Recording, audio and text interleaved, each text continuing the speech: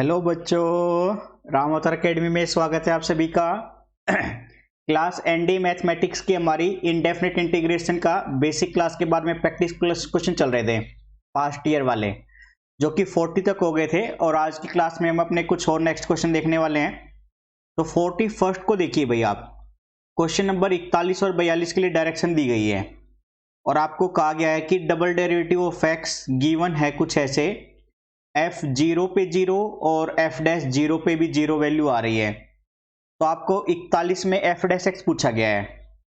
देखिए आपको पता है ना, इंटीग्रेशन रिवर्स प्रोसेस होती है डिफरेंशिएशन की, तो यहाँ पे रिवर्स प्रोसेस की ही बात हो रही है भाई। जो डबल डेरिवेटिव की वैल्यू है f डबल डैश x, वो मैं लिख लेता हूं। ये है आपकी वैल्यू सीकेंड की पावर 4x, सीकेंड की पावर 4x प्लस का 4, और आपको गिवन है कि f 0 पे 0 है और फंक्शन f डैश 0 पर भी 0 है।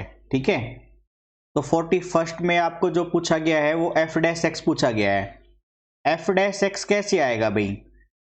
इंटीग्रेशन कर देंगे हम f डबल डैश x का, जो कि बनेगा इंटीग्रेशन ऑफ सीकेंड की पावर 4x प्लस का 4 होल, ये dx के रेस्पेक्ट में चलेगा इंटीग्रेशन, क्योंकि फंक्शन x के रेस्पेक्ट में ही है। तो सीकेंड की पावर 4 को मैं ऐसे लिख रहा हूं भाई, स्प्लिट करा के, मतलब मैंने अलग अलग कर दिया। सबसे पहले तो सीकेंड की पावर 4x dx अलग कर दिया एंड इंटीग्रेशन ऑफ 4 dx अलग से कर दिया। अब इस वैल्यू को सीकेंड की पावर 4 को सीकेंड स्क्वायर गुना सीकेंड स्क्वायर में लिखेंगे, तो ये बनेगा secant square x multiply secant square x into में dx प्लस में 4 इंटीग्रेशन x dx। अब आपको एक आइडेंटिटी मालूम है ना कि सीकेंड स्क्वायर x माइनस में टेंजेंट स्क्वायर x 1 होता है, तो यहां से सीकेंड स्क्वायर x किसके बराबर बनेगा भाई? 1 प्लस में टेंजेंट स्क्वायर x के। ठीक है, इस आइडेंटिटी का यूज करेंगे हम। तो यहाँ पे इस सीकेंड स्क्वायर को वैल्यू में पुट कर लो, तो ये वाला सीकेंड स्क्वायर ऐसे कैसा, सीकेंड स्क्वायर x मल्टीप्लाई में 1 प्लस में टेंजेंट स्क्वायर x इंटू में dx प्लस का 4 इंटीग्रेशन ऑफ x dx।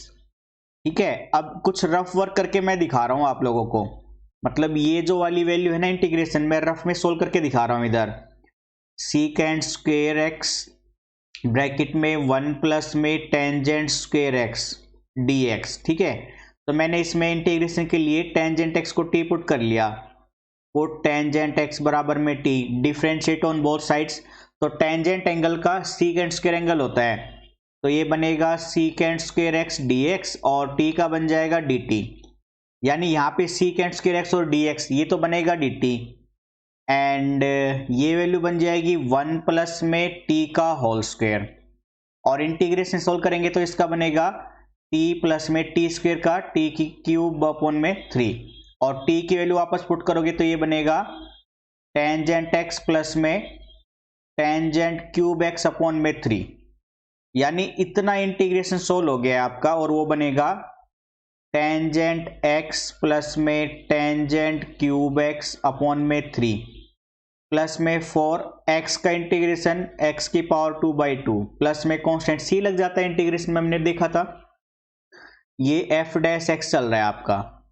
ठीक है, यहाँ पे इस 2 को सिंप्लीफाई कर दो 4 से, है ना, 4 को, तो ये बना टेंजेंट x प्लस में टेंजेंट क्यूब x अपॉन में 3 प्लस में 2x स्क्वायर प्लस का c, यानी f डैश x की वैल्यू आपकी ये आ गई है अब।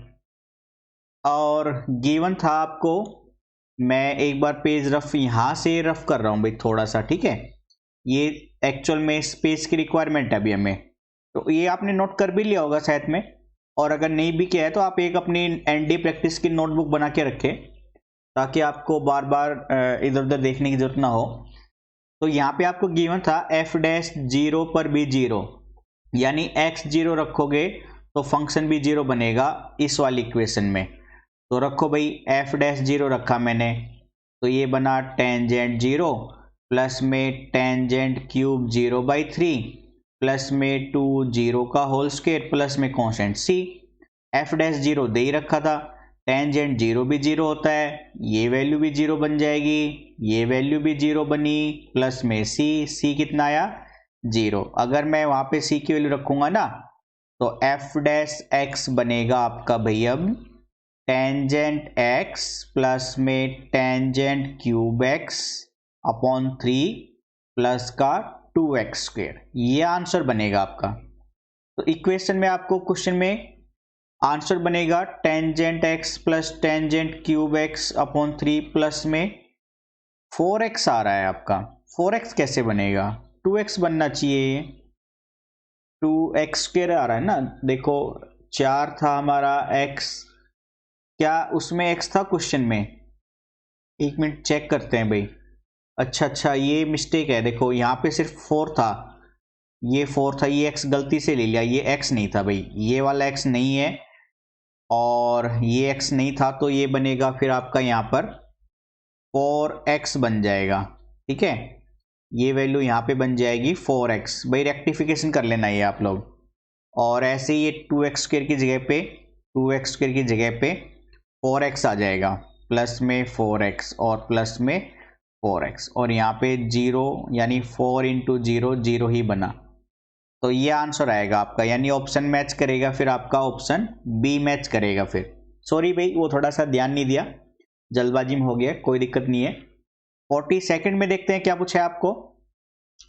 42nd में पूछा है एफ एक्स की वैल्यू बताओ अब यहाँ से, यानी एफ डैश एक्स तो आ ही गया था आपका। तो मैं एक बार पेज को रफ कर रहा हूँ, ठीक है, मतलब जो डाटा अभी रिक्वायर्ड नहीं है उसको हटा रहे हैं, इसकी जरूरत नहीं है अब हमें। एफ डैश एक्स की जो वैल्यू निकाली है ना उसको मैं नोट कर लूंगा, और एफ डैश एक्स की भी जरूरत नहीं है। हाँ, ये एफ जीरो वाली की वैल्यू की जरूरत पड़ेगी आप लोगों को। ठीक है, एक भाई आप लोग थोड़ा सा है ना बातचीत किया करो कमेंट बॉक्स में, अपना नाम, स्टेट का नाम, तैयारी कैसी चल रही है आप लोगों की, क्या क्या दिक्कत आ रही है आप लोगों को, कोई स्टडी मटेरियल की रिक्वायरमेंट है या और कुछ अदर चीज़ की रिक्वायरमेंट है, तो आप लोग थोड़े से ऐसे डिस्कस किया करो। क्योंकि जब तक आप लोग बॉन्डिंग नहीं बनाओगे ना टीचर के साथ, तब तक आप लोगों को प्रॉब्लम ही प्रॉब्लम रहेगी। इसलिए बॉन्डिंग बनाना बहुत ज़रूरी है बेटा। बिना बॉन्डिंग के क्या है कि क्लैरिफिकेशन होती नहीं है डाउट्स में। ठीक है, तो बॉन्डिंग बनाना शुरू करो भाई आप लोग। चलिए, तो मैं ये नोट कर रहा हूँ एफ डैश एक्स की वैल्यू टेंजेंट एक्स प्लस में टेंजेंट क्यूब एक्स। तो ये है आपका F dash X, F dash X आ गया था टेंजेंट एक्स प्लस में टेंजेंट क्यूब एक्स अपॉन में 3 प्लस का 4x, है ना। एक बार मैं वापस से चेक कर लेता हूँ। हाँ जी, यही वैल्यू है। अब मैं इसको रिमूव कर रहा हूँ क्योंकि नोट कर लिया हमने ऊपर। अब यहाँ से आपको एफ डैश एक्स की जगह पे एफ एक्स देना है, यानी एफ एक्स अगर आपको चाहिए तो अगेन इंटीग्रेशन करना पड़ेगा, रिवर्स प्रोसेस ऑफ डिफरेंशिएशन, है ना। इंटीग्रेशन करेंगे एक्स के रेस्पेक्ट में, तो ये बनेगा भाई टेंजेंट एक्स प्लस में टेंजेंट क्यूब एक्स अपॉन में 3 प्लस का 4x। इसका करेंगे इंटीग्रेशन, तो अलग अलग कर देते हैं अब इसको पहले। तो अलग अलग करने पर वैल्यू बनेगी integration of tangent x d x plus में 1/3 बाहर ले लेते हैं, tangent cube x d x plus में 4 बाहर ले लेते हैं, integration of x d x. Okay, अब देखिए कुछ वैल्यू को थोड़ा सा सही से करते हैं, इसको दो टुकड़ों में बांटेंगे टेंजेंट क्यूब को, टेंजेंट स्क्वायर एक्स गुना में टेंजेंट एक्स। तो ये वैल्यू बनेगी आपकी integration of tangent x d x plus में 1/3 integration of tangent square x multiply में टेंजेंट एक्स, ठीक है, डी एक्स प्लस में 4 इंटीग्रेशन एक्स डी एक्स। अब आपको पता है टेंजेंट स्क्वायर एक्स किसके बराबर होगा, सीकेंट स्क्वायर एक्स माइनस 1 के, क्योंकि आइडेंटिटी मैं यहाँ पे लिख रहा हूँ भाई secant square x minus tangent square x 1 होता है भाई दोस्तों, है ना। तो यहाँ से सीकेंट स्क्वायर एक्स माइनस 1 किसके बराबर होगा बेटा, टेंजेंट स्क्वायर एक्स किसके बराबर हो जाएगा, सीकेंट स्क्वायर एक्स के माइनस 1 के। तो वैल्यू पुट करेंगे, ये बनेगा integration tangent x d x पहले ऐसे था 1/3 इंटीग्रेशन इस टेंजेंट स्क्वायर की जगह पे ये वैल्यू उठा ली हमने, यानी ब्रैकेट में secant square x minus 1 bracket close into tangent x d x plus का 4 इंटीग्रेशन एक्स डी एक्स। ठीक है, अब इसको सिंप्लीफाई करेंगे ब्रैकेट खोल के, तो ये बनेगा integration of tangent x d x, plus में मल्टीप्लाई खोल रहा हूँ साथ साथ 1/3 ऑफ टेन, भाई सीकेंट स्क्वायर की टेंजेंट से मल्टीप्लाई करेंगे ना, तो ऐसे बनेगा टेंजेंट एक्स मल्टीप्लाई में secant square x d x, minus का 1/3 integration of tangent x d x, plus का 4 इंटीग्रेशन एक्स डी एक्स। यहाँ पे टेंजेंट एक्स 1 है और यहाँ पे माइनस का 1/3 है, इसको सिंप्लीफाई करेंगे तो 2/3 टेंजेंट एक्स आ जाएगा, 2/3 integration of tangent x d x. और यहाँ पे आप देख रहे हो ये फंक्शन का डिफरेंशिएशन यहीं पे है, तो मैंने एक आइडेंटिटी लिखवाई थी आप लोगों को बेसिक क्लासेस में कि कोई फंक्शन मल्टीप्लाई में चल रहा हो अपनी डेरिवेटिव के, तो उसका आंसर बन जाता है फंक्शन की पावर एक ऐड हो जाती है और वही पावर नीचे डिवाइड हो जाती है। यहाँ पे टेंजेंट एक्स का डिफरेंशिएशन क्या है, सीकेंट स्क्वायर एक्स है, तो यानी ये सीधा सॉल्यूशन ऐसे देगा 1/3 टेंजेंट की पावर बढ़ जाएगी अपॉन में सेम 2 नीचे आ जाएगा, और ये सिंप्लीफाई हो गया था इस वाले टॉपिक से पार्ट से, प्लस में 4 integration x d x, simplify करा दो भाई 2/3 इंटीग्रेशन ऑफ टेंजेंट एक्स का फॉर्मूला होता है, आपको याद करने के लिए बोला था हमने, log सीकेंट एक्स होता है, एंड प्लस का टेंजेंट स्क्वायर एक्स अपॉन में 6 प्लस में 4x की पावर 2/2 प्लस में इंटीग्रेशन c, ये 2 जा पे सिंप्लीफाई कर देगा तो fx बनेगा आपका fx आ गया है भाई आपका 2/3 log of secant x plus में टेंजेंट स्क्वायर एक्स अपॉन में 6 प्लस में 2x स्क्वायर प्लस का कांस्टेंट c, और आपको गिवन है f 0 पे 0 यानी यहाँ पे fx की वैल्यू में x की जगह पे 0 रखो, तो 2/3 log ऑफ सीकेंट 0 प्लस में टेंजेंट स्क्वायर 0 ऑफ 6 प्लस में 2 0 का होल स्क्वायर प्लस में c, ये वैल्यू 0 गिवन थी, सीकेंट 0 1 होता है और log 1 0 होता है, यानी ये पूरी वैल्यू 0 बनी, ये भी वैल्यू 0 है और ये वैल्यू भी 0 है, तो c कितना बनेगा भाई अब यहाँ से 0, तो इस इक्वेशन में fx की इस इक्वेशन में c 0 रख दो, तो यहाँ पे c 0 रखने पर ना इक्वेशन क्या बनेगी फिर fx की इक्वेशन आ जाएगी भाई 2/3 of log secant x plus में टेंजेंट स्क्वायर एक्स अपॉन में 6 प्लस में 2x स्क्वायर, ठीक है, ये आंसर आएगा जो कि मैच होगा आपका ऑप्शन नंबर ए से, ठीक है, तो 42 का ऑप्शन ए करेक्ट आंसर रहेगा भाई। चलिए ठीक है 43rd पे चलते हैं, 43rd को आप रीड करो, ठीक है, तब तक मैं उस पेज को रफ कर लेता हूँ, फिर हम दोनों सारे बच्चे मिलकर एक साथ करेंगे उसकी प्रैक्टिस को। तो ये वैल्यू मैं रफ कर लेता हूँ एक बार।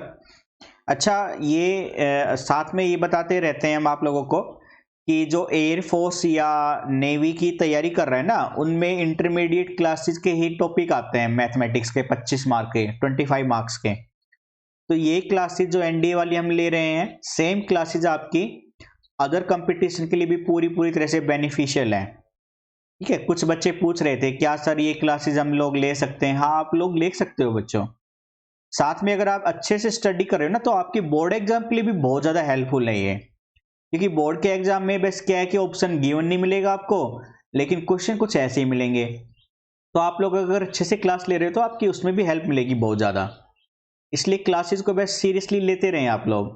कोई भी क्वेरी होगी तो कमेंट बॉक्स में जरूर बताइएगा आप हमें, है ना, उसका समाधान फिर हम जल्दी से निकाल लेंगे भाई। तो 1 मिनट भाई, पेज रफ नहीं हुआ है अभी तक। अच्छा कुछ ऐसे बच्चे हो जिनको भाई क्लासेस के साथ साथ प्रैक्टिस पेपर भी चाहिए, तो हमें कमेंट बॉक्स में लिख सकते हैं या हमें व्हाट्सअप कर सकते हैं अपना नाम और लोकेशन, और जिसकी स्टडी मटेरियल यानी प्रैक्टिस के लिए क्वेश्चन चाहिए उस टॉपिक का भी नाम लिख सकते हो, ठीक है। व्हाट्सअप नंबर हमने अपनी पहली क्लास में दिया है, आप वहाँ से निकाल सकते हैं। तो चलिए भाई हम चलते हैं अपने अगले क्वेश्चन पे। क्वेश्चन नंबर है आपका 43rd में आपको गिवन है क्वेश्चन एक्स ई की पावर एक्स अपॉन में एक्स प्लस वन का होल स्क्वायर, है ना, एक्स प्लस वन का होल स्क्वायर इक्वल टू, आपको पूछा गया ये किसके बराबर है। तो देखिए मैंने इंटीग्रेशन आई मान लिया और इसको थोड़ा सा ऐसे अरेंज कर दिया, एक्स अपॉन में एक्स प्लस वन का होल स्क्वायर ब्रैकेट में ले लिया मैंने ये, और e की पावर x बाहर ले आया। अब मैंने क्या किया, ऊपर वन ऐड करा दिया और वन ही सब्ट्रैक्ट करा दिया और उसको अरेंज कर दिया मैंने फंक्शन को। फंक्शन ऐसे बना दिया भाई, x प्लस वन ब्रैकेट में माइनस का वन अपॉन में x प्लस वन का होल स्क्वायर चल ही रहा है पूरा ब्रैकेट में क्लोज इंटू ई एक्स डी एक्स। अब अलग अलग करेंगे सेपरेट, तो सेपरेट करने पर बनेगा x plus one upon X plus one का whole square minus one upon में x प्लस वन का whole square bracket close e की पावर x dx। तो ये पावर एक कैंसिल करेगा, क्वेश्चन बनेगा फिर आपका वन अपॉन में x प्लस वन माइनस का वन अपॉन में x प्लस वन का होल स्क्वायर इंटू e की पावर x dx। ठीक है, अब आपको याद हो ना, तो ये फंक्शन fx है, ये वाला फंक्शन fx है और ये वाला उसका डेरिवेटिव f डैश x है।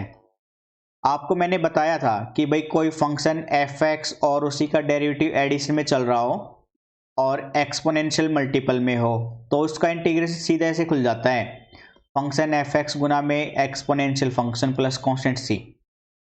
ठीक है, तो अगर आप चाहो तो इसको आप ऐसे लिख सकते हो, प्लस ऐसे ले लो, प्लस करके माइनस में ऐसे ब्रैकेट में लिख लो। ठीक है, यानी ये एफ एक्स बन गया, ये एफ डैश एक्स बन गया। तो आंसर क्या बन जाएगा सीधा, one upon X plus one into में ई की power X plus constant C. ठीक है, तो ये बनेगा one upon X plus one E की power X plus C. Option C से चलेंगे हम 43rd में, तो 43rd का आंसर चलेगा ऑप्शन सी से। ठीक है, 44th और 45th अगेन डायरेक्शन वाले क्वेश्चन आ गए हैं, तो आप एक बार रीड कीजिए, मैं पेपर को रफ कर लेता हूं, पॉज कर लीजिएगा आप लोग।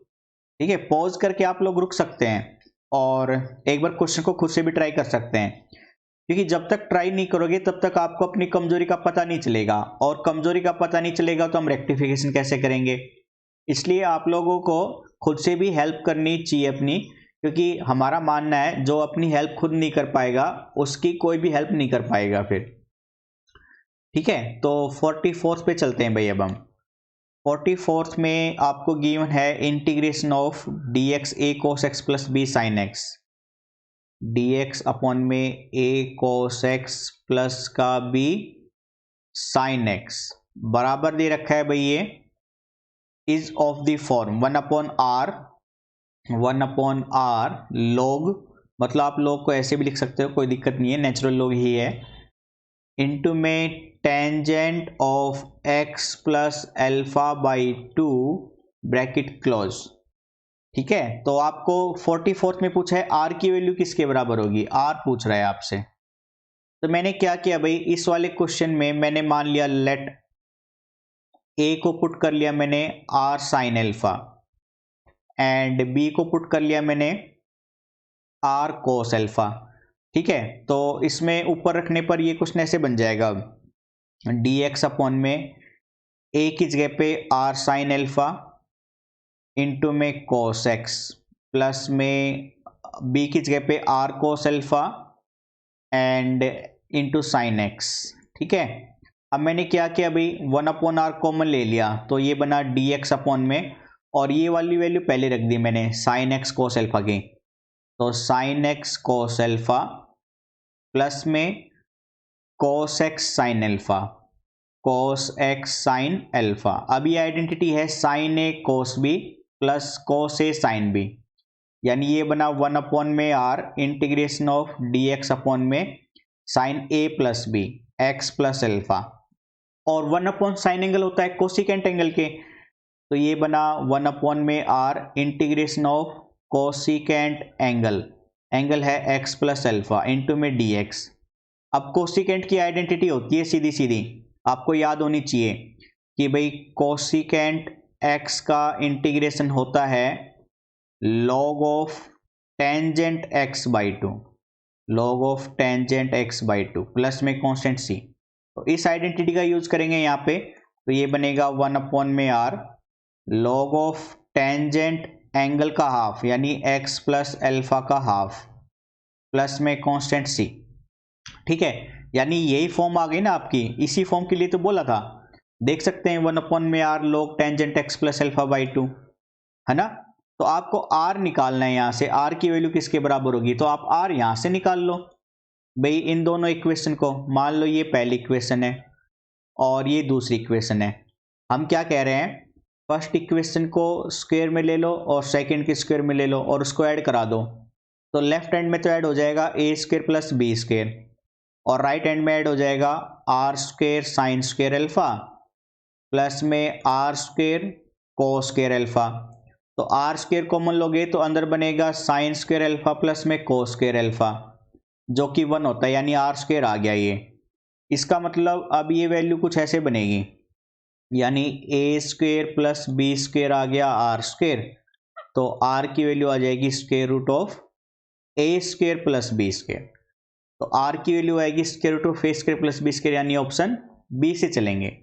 फिर अल्फा की वैल्यू पूछ रहा है 45 में, अल्फा के लिए क्या करोगे आप, देखो इधर मैं करा रहा हूं राइट साइड में, भाई ए आपने लिया था आर साइन अल्फा और बी लिया था आपने आर कॉस अल्फा।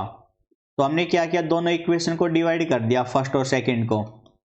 तो डिवाइड करने पर ए अपॉन में बी बराबर में आर साइन अल्फा अपॉन में आर कोस अल्फा बन जाएगा, आर से आर कैंसिल, यानी ए अपॉन बी बराबर बन जाएगा टेंजेंट अल्फा और अल्फा की बराबर वैल्यू आ जाएगी tangent inverse of a by b. ठीक है, तो अल्फा की वैल्यू आ जाएगी tangent inverse of a by b जो कि है ए। तो 45 में ए से चलेंगे और 44 में ऑप्शन बी से चलेंगे भाई। ठीक है, आसान क्वेश्चन है बिल्कुल सीधे सीधे बच्चों। 46 पे आ जाओ, what is integration of D x x square plus A square. ये तो आइडेंटिटी है, मैंने आप लोगों को कराई भी थी, जो कि बिल्कुल ऑप्शन ए है, एक्स प्लस में एक्स स्क्वायर प्लस ए, ये आइडेंटिटी है बच्चों। ठीक है, मैंने बेसिक क्लास में कराई थी, अगर आप फर्स्ट टाइम देख रहे हो तो हमारी बेसिक क्लासेस कर लेना टाइप ऑफ इंटीग्रेशन में, उसमें मैंने ये आइडेंटिटी डिटेल में करा रखी है। तो आप लोग 46 को ऑप्शन ए से चलोगे। ओके, अब चलते हैं 47 पे भाई। 47 में आपको क्वेश्चन दे दिया है और आपसे पूछ रहा है इसका इंटीग्रेशन बताओ। तो देखो मैंने आप लोगों को बार बार कहा था इंटीग्रेशन डिफरेंशिएशन की रिवर्स प्रोसेस है, यानी अगर मैं 47 को देखूं तो कुछ मैं ऐसे कह सकता हूं कि option A B C D चार ऑप्शन से जाऊंगा और इनका डिफरेंशिएशन करूंगा, है ना। और अगर वो डिफरेंशिएशन इस वैल्यू के बराबर आ जाए गिवन क्वेश्चन वाली वैल्यू के, तो उसका आंसर हो जाएगा। क्लियर है, समझ गए ना, मतलब रिवर्स प्रोसेस करा रहे हैं क्योंकि इसका इंटीग्रेशन सोल्व करना भी थोड़ा लंबा पड़ेगा, इसलिए मैं एक छोटा मेथड बता रहा हूं आप लोगों को, क्योंकि पेपर में टाइम भी तो बचाना है ना हमें, क्योंकि सिर्फ क्वेश्चन अटेम्प्ट करने से मतलब नहीं होता है, टाइम बचाकर क्वेश्चन अटेम्प्ट करने से मतलब होता है। तो मैं रिवर्स प्रोसेस से करा रहा हूं। मान लो मैंने रैंडमली ऑप्शन सी उठा लिया मैंने, ठीक है, ऑप्शन सी उठा लिया रैंडमली मैंने, और इसका मैं डिफरेंशिएट करके देखूंगा कि क्या जो क्वेश्चन गिवन में दिया हुआ है सेम वही वैल्यू आती है या नहीं आती है। ठीक है, तो आप लोग एक बार उसका डिफरेंशिएट कीजिए पीछे करके, मैं पेज को रफ कर लेता हूं। ऐसे देखो आप लोगों को है ना आंख बंद करके क्वेश्चन अटेम्प्ट नहीं करने हैं, आपको अपने ब्रेन को थोड़ा सा ओपन रखना पड़ेगा, आपको थोड़ा सा ट्रिक भी अप्लाई करनी पड़ सकती है हल्की फुल्की, क्योंकि हमें कम समय में अच्छा और सटीक आंसर चाहिए बिल्कुल करेक्ट, क्योंकि वहां पे गलती की गुंजाइश नहीं है। आप लोग कंपटीशन फेस कर रहे हो, अगर आपने एक क्वेश्चन गलत किया तो नेगेटिव मार्किंग से वो दूसरे सही वाले को भी सही गलत करा के जाएगा और उसी चीज का कोई फायदा दूसरा बच्चा उठा लेगा, है ना। तो कंपटीशन में ये सब चीजें थोड़ा सा हमें फेस करनी पड़ती है भाई, तो घबराने वाली चीज नहीं है, मैं आप लोगों को गाइड करता रहूंगा क्वेश्चन के रूप में, मतलब क्वेश्चन के साथ साथ में आपको थोड़ा सा बताता रहूंगा मैं। ये 46 पे आ गए थे हम ना, 47 पे आ गए थे, 46 + 1 47 पे आ गए थे हम। तो 47 में मैं ऑप्शन सी से गया भाई, ऑप्शन सी ले रखा है मैंने, उसमें बोला गया है एक्स स्क्वायर रूट के अंदर है एक्स स्क्वायर प्लस में 1 में एक्स स्क्वायर प्लस का है ये 1 और प्लस में कांस्टेंट सी, इसको मैंने मान लिया y फंक्शन है, इसको डिफ्रेंशिएट करना है। तो सबसे पहले मैं इस फंक्शन को ऐसे लिख रहा हूँ, एक्स स्क्वेयर प्लस में इस एक्स स्क्वेयर को ऊपर ले गया तो ये एक्स की पावर -2 बन जाएगा, प्लस में 1 स्क्वेयर रूट प्लस में कांस्टेंट c। अब मैंने y को x के रेस्पेक्ट में डिफ्रेंशिएट कर दिया भाई, तो सबसे पहले इसकी पावर नीचे आ जाएगी, मतलब 1/2, और वो एक पावर घटेगी तो नीचे ऐसे बन जाएगा ये एक्स स्क्वेयर प्लस में एक्स की पावर -2 प्लस में 1, और कांस्टेंट का डिफ्रेंशिएशन 0। अभी तो पावर हुआ है, इस फंक्शन का और करेंगे तो ये बनेगा एक्स स्क्वेयर का 2x और x की पावर -2 का -2x की पावर -3, यानी सिंप्लीफाई करने पर यहाँ से 2 कॉमन ले लो तो ये बनेगा x माइनस में, और पावर नीचे ले जाता हूँ 1/x³ बन जाएगा, और इधर 2 इंटू में square root of x square plus इसको पावर नीचे ले जाओ तो प्लस की बन जाएगी x की पावर 2 प्लस 1, 2 से 2 कैंसिल। अब ऊपर एलसीएम लेके सिंप्लीफाई करोगे तो ये बनेगा x की पावर 4 -1 अपॉन में x³, और इसको सिंप्लीफाई करोगे तो ये वैल्यू बनेगी x की power 4 plus 1 plus x square upon में एक्स स्क्वेयर। एक्स स्क्वेयर का स्क्वायर रूट बाहर आ जाएगा x बनकर, तो ये बनेगा, मतलब मैं यहीं पे करा देता हूँ कि ये एक्स स्क्वेयर बाहर आएगा तो x के रूप में आएगा, x के रूप में आएगा तो यहाँ पर लिखा जाएगा, और फिर ये इसको सिंप्लीफाई करेगा x2 पे, तो ये बना x की पावर 4 -1 अपॉन में x square square root x की power 4 plus x square plus 1। तो आप देख रहे हो सेम यही क्वेश्चन आ गया हमारे पास, यानी अब इंटीग्रेशन करोगे तो वापस से वही फंक्शन आ जाएगा। तो ऐसे मेथड अच्छे होते हैं और क्वेश्चन अटेम्प्ट कराने में बहुत हेल्प करते हैं, तो इनको आपको थोड़ा सा प्रैक्टिस करना पड़ेगा, ठीक है। इसलिए बेसिक क्लासेस में हमने डिटेल में बताया था कि इंटीग्रेशन और डिफरेंशिएशन दोनों एक दूसरे की रिवर्स प्रोसेस होती है, तो उसका यूज कैसे कर सकते हैं सॉल्यूशन के लिए वो मैंने आप लोगों को यहाँ पे दिखा दिया है, शो कर दिया है मैंने, ठीक है। तो आप इस मेथड से जाएं, आपको काफी बेनिफिट मिलेगा यहाँ से। चलिए अगले क्वेश्चन को देखते हैं 48 में।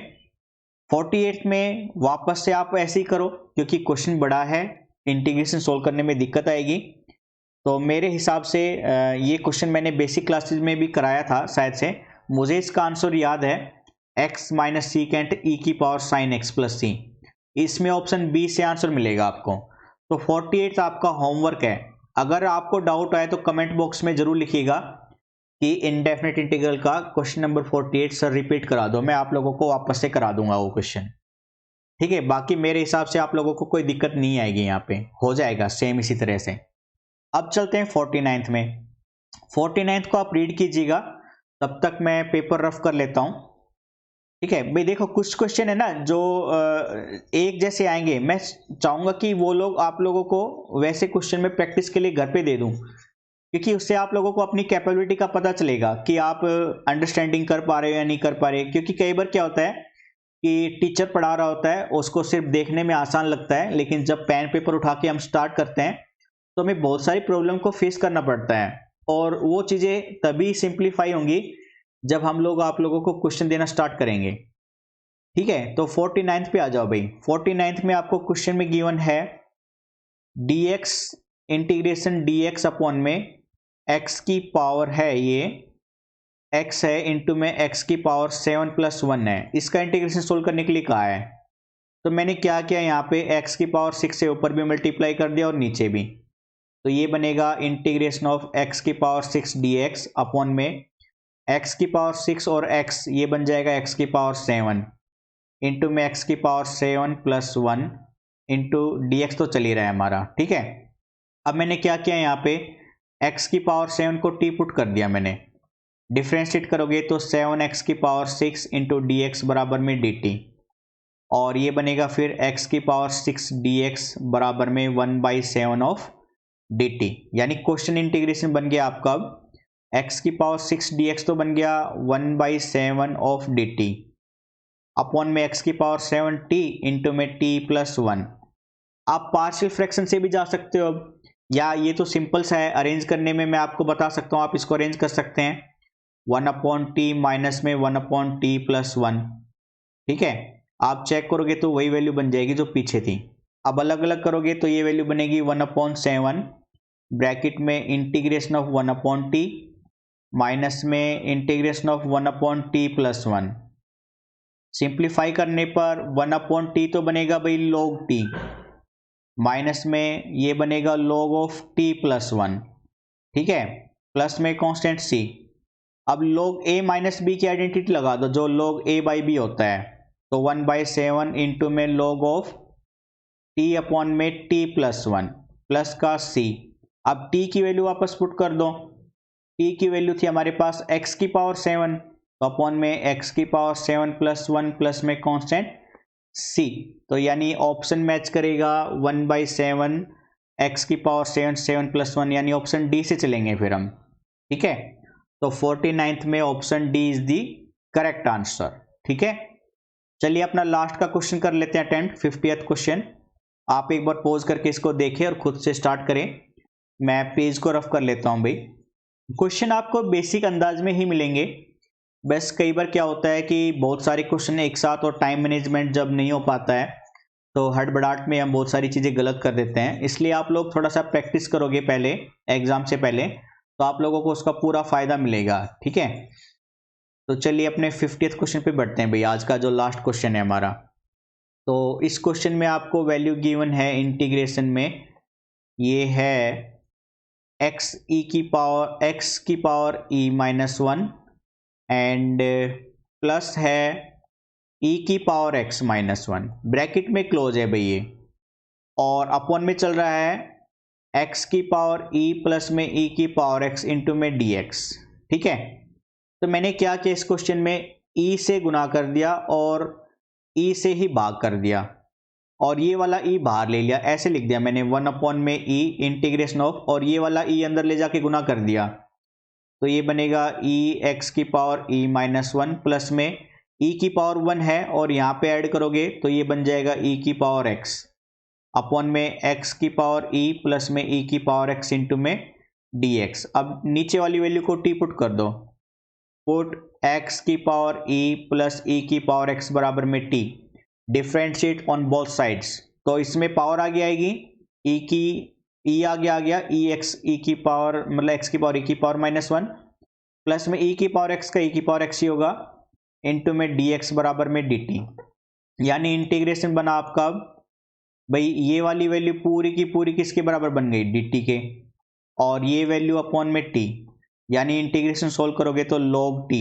और t की वैल्यू पुट करोगे, ठीक है। 1/e तो चल ही रहा था ये वाला, ठीक है, 1/e 1 में e, तो आंसर बनेगा 1/e log t की जगह पे x की पावर e प्लस में e की पावर x प्लस में कांस्टेंट c, ठीक है, प्लस में कांस्टेंट c।